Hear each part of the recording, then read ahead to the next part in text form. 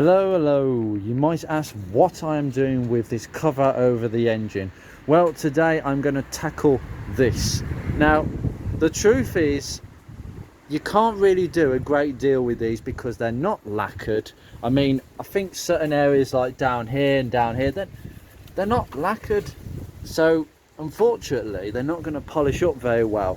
I don't think it's going to react well to polishing, and we've still got some dirt that I just can't get out, even with the clay bar. So what we've got to do is wet sand. Now I'm just going to go in with the 1000 grit, and I'm just going to go over the entire thing, and we'll just see how it looks at the end of the day. And as long as it's relatively clean and has that sort of sheen to it that non-lacquered painted surfaces tend to have, then that's job done. So I'll crack on and I'll try and give you a good camera angle. It is very windy out here today. I'm quite conscious that the camera will just blow over if I put it on my little octopus mount. Oh, I do apologise. Unfortunately, the wind is just so strong today. I've picked a really good day to do this, but it's coming off. It is literally coming off. I mean, I literally just did this. It's coming up really nicely, and I can feel the smoothness of the paint. I mean, this is literally coming off quite nicely. Right. Oh, Jesus Christ. I mean, there's no clear coat to cut through on this. You're literally just cutting a bit of paint off. That's literally what you're doing. So it is important to keep it doused with water. So just...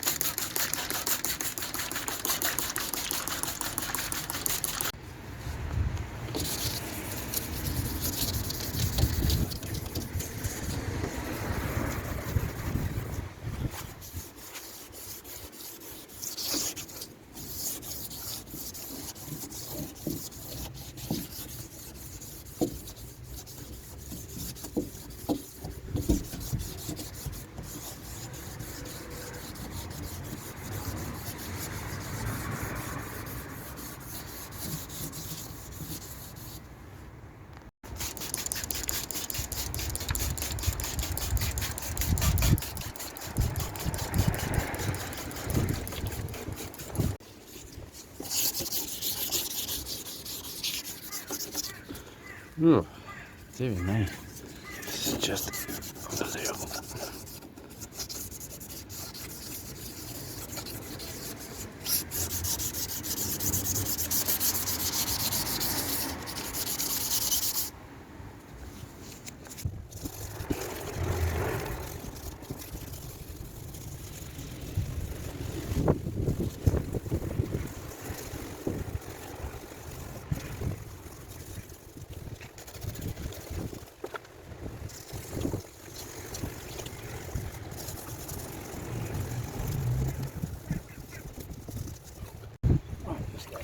Sponge, we've done half of it.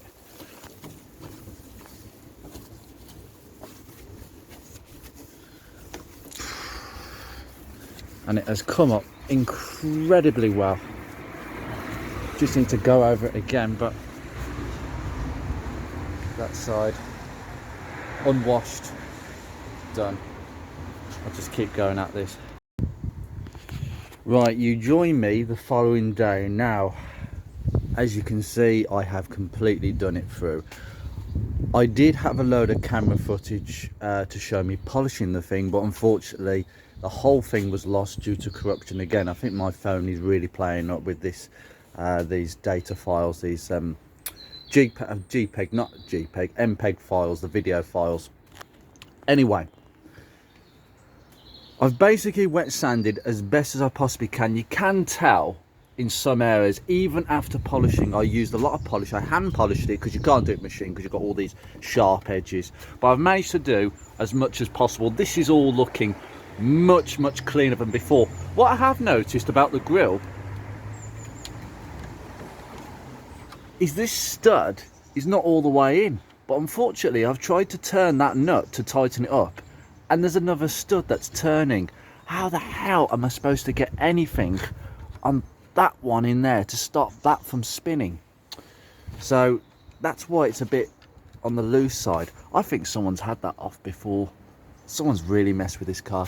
And as you can see, Rover, unlacquered painted surfaces, they don't tend to wear well, but that's most of the wear that I can see. On this side, it's really nice. It's been polished up really nicely, and that is as good as what it will look like, so I'm pretty pleased with that. Now the next stage is to look at some of this. I want to get that looking better, so I don't know, I might try wet sand. It might be messy, so I'll see how I go with that. Maybe it just needs a polish. It did come up well actually with a good scrub, but this is dreadful. I'm just going to have to try and wet sand as much as I possibly can on this bulkhead area, because it's the nastiest part of this engine bay. I mean, you know, I'm not going to treat any of this sort of you know, stuff. I'm not really too bothered. My paint job hasn't gone down very well either, but then again, I don't think I lacquered that. Ooh, my own fault. See, I'm learning from their mistakes, not.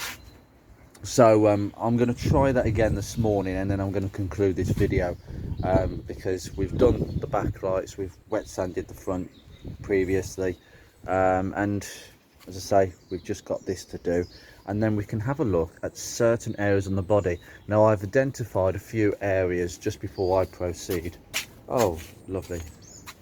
The birds love my car. I've only just washed it as well. Down here we have something going on. We have some scuffs down here. I'm only going to wet sand in the areas that require it, and I'll tell you what, this car has 100% been garaged. It was, the previous owner lived on a manor farm. Now I can imagine that explains why it was so muddy underneath, but maybe why the paintwork is actually so clean underneath all that rubbish. I mean, I went round the car with a torch yesterday, an LED torch, and you know how revealing those things are, particularly in the dark, which is when I did it last night. And I went round the car trying to identify all the areas that will need wet sanding. I couldn't find any, apart from a few areas. There's something going on down here. There is, you can see that, can't you? All these scratches here going down. That's the worst bit on this panel. The back bumper, which is there, that's the worst bit on the bumper. And we have some sort of minor scuff going on the lower passenger door. That's actually the most visible that I've seen on this car, and that's perfect for wet sand. I mean, I even tried to polish it. There's a bit on the trim as well. I mean, that's it. I mean, there's a few odd bits on the bumper coming to the front, as you'd expect, but honest to God, I can't believe how nice the paintwork is on this car. I mean, ignore the blemish there, that's on the factory, micro blistering again, and that chip, I'll probably put some touch up on that to make it less visible. That was me getting carried away with a pressure washer when I was sorting the filler flap. But honestly, and obviously this is my handiwork, and I just cannot believe, I can't believe it's come off. I didn't do it right, so that's going to come back out. I'll be sorted.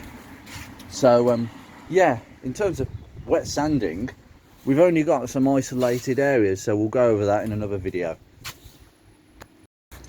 First thing, oh come on, just a wet soak it.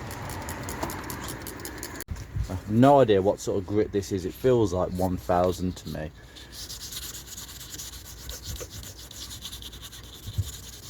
And you can see it's coming off quite nicely. I don't want to get rid of that sticker. These are nice stickers, these are original. If I can just get rid of the worst, then I can live with that. That's coming out quite nice there. I can feel it getting smooth.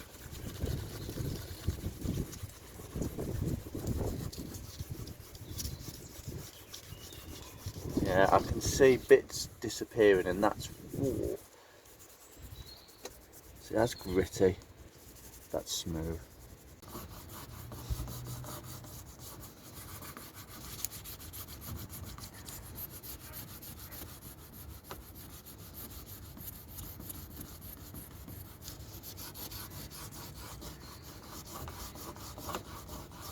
slowly coming off, but this is going to take a long time. Might take as long as it took me to do the bonnet. Ideally I should take the bolts out, but I don't know what's holding it on. That could be the latch actually.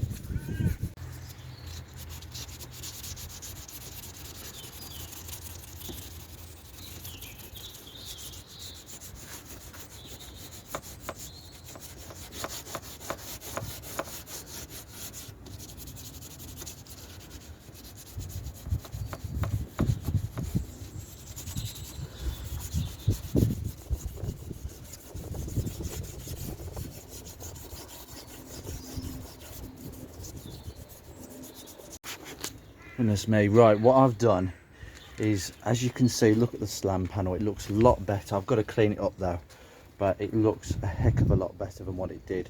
What I've done is also I've gone over here, because this is unpainted. I might try just at the top of the bulkhead, but I've gone as far as I can. All the visible bits down there, that's been done.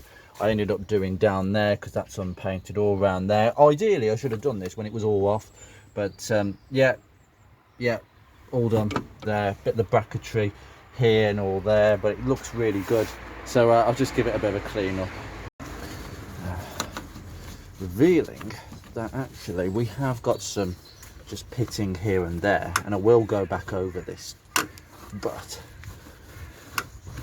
that's looking a lot better.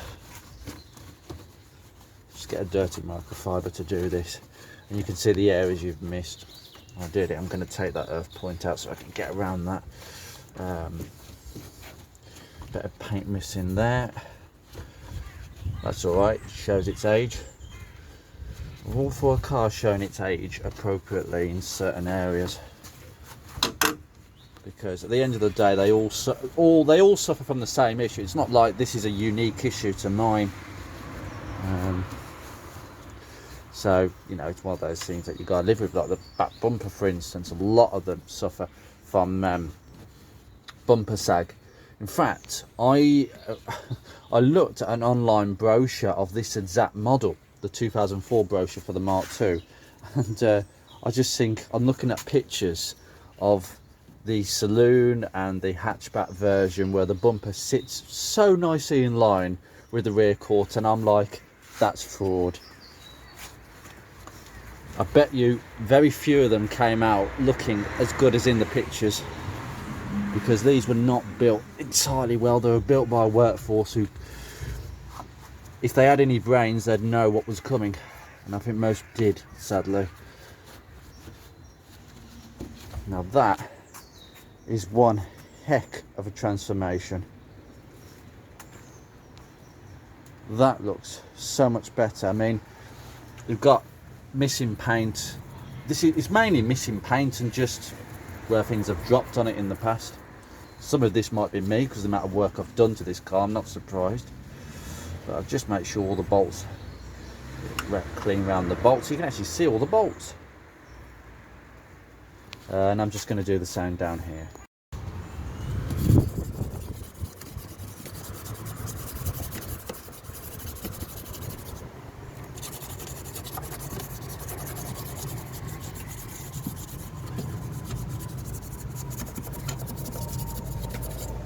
Do you think it's getting out of hand, this?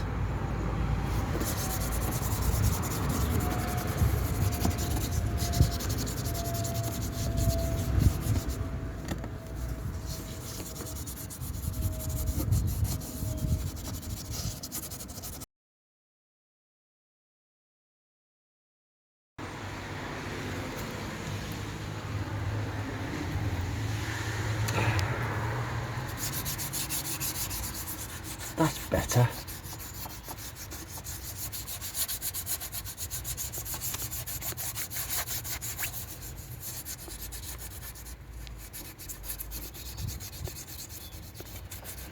It's good to get all this off instead of looking at it down here.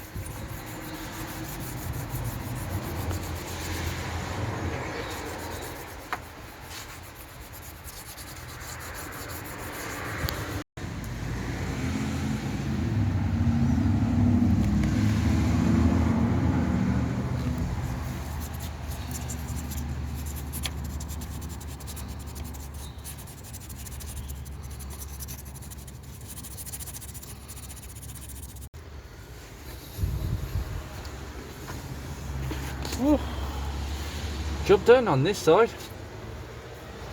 Oh, nice and clean. You can actually see the chassis rail. That's quite handy. It got really mucky down there. Let's do that side.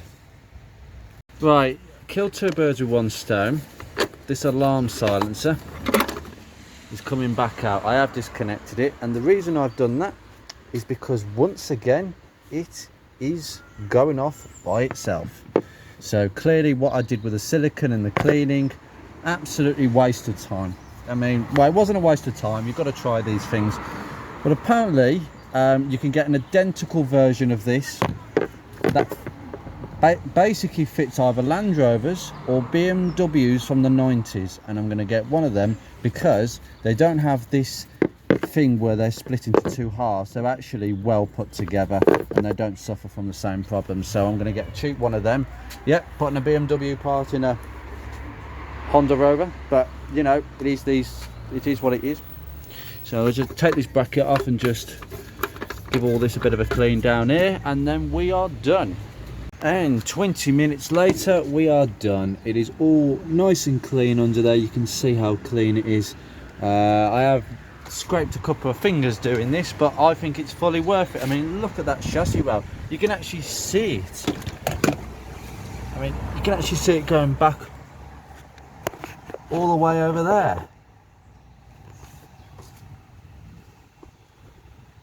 Huge difference, absolutely huge difference. And behind the coolant bottle, I am now just going to give it a bit of a coat of polish, but we're going to finish the video there.